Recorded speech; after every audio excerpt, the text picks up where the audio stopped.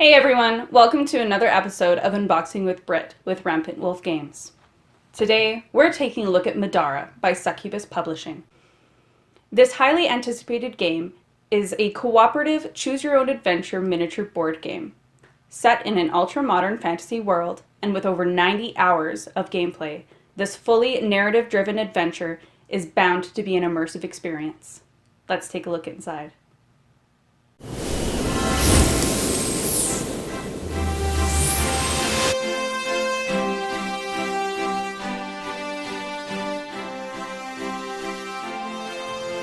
I'm gonna do that again. It was good, but yeah, go ahead, do it again. Yeah. Let's dig in. Oops. So this game comes with some pretty awesome detailed minis, if I can ever get into the case. There we go. So one thing we have heard about this game is that these minis are so incredibly detailed, which is really impressive. Like a lot of them, you can see a lot of the die cuts and that sort of thing. But these ones, from what I can tell, they're pretty seamless, and that's what makes these sort of games super stunning. Is just how cohesive the miniatures are, and they have some pretty epic ones too.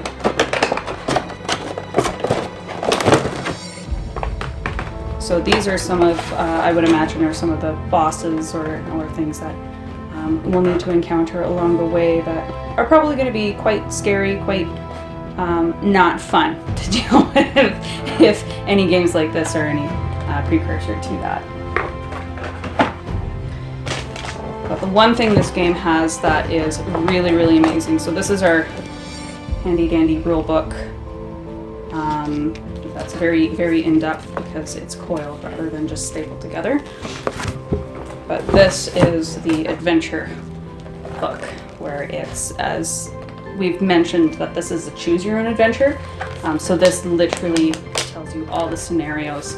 And another really cool aspect of this that I haven't seen in a game yet is the use of a red screen, that you can actually take the adventure book and find something that is red.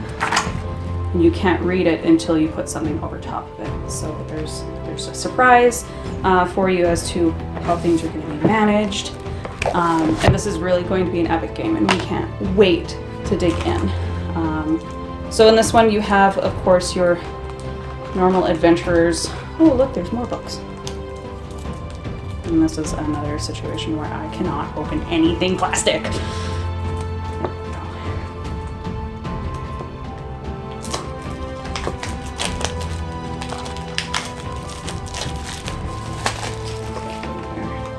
So lots of different adventurers and pieces here, the people that you have to fight, and just so many different characters. And the artwork is beautiful. That's one thing I love about this game, is they really spent some amazing time putting some work into the artwork and making it extremely impressive.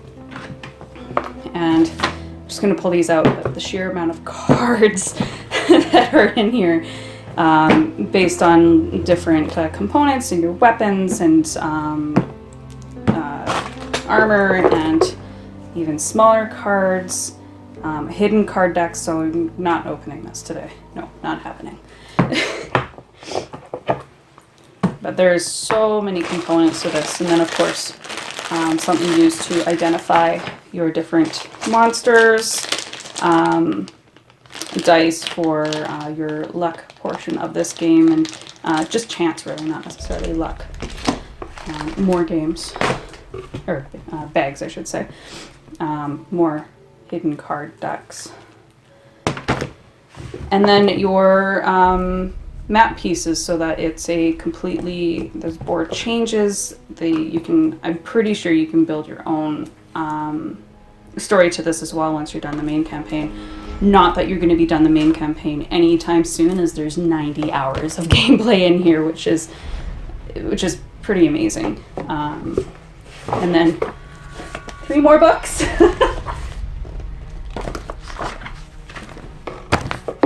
And then a map of the world that I can't believe if we get this up, where everything is. And like, I'll say this again, and I'll probably continue to say this, is the artwork is phenomenal. Just purely, the colors, it's so vibrant, and I'm really, really drawn to art, and this is something that really, really impresses us.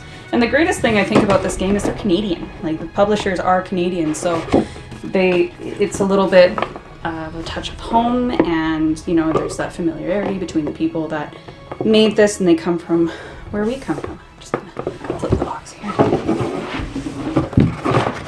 So these are token sheets, which I am not going to do, but like punch out now, but the detail in these, oh, hey, I lied, I just punched one out. So this is definitely going to be a game that we need to sit down in an afternoon to learn, because just so many components and features, and I think it's going to be loads of fun. And I think these, we might actually just have the miniatures for this one, but I don't know. I don't know how to play the game. We're going to find out, and we're really stoked about it. So with this main board, we also got some neoprene mats, and I'm not going to take them all out, but just so you can see what these are.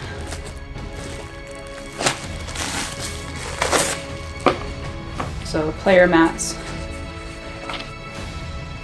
So it gives you your play space rather than trying to make up where your cards are going to go and maybe going to mass it and it super nice and orderly. If anyone knows myself or Dave, we like things in order.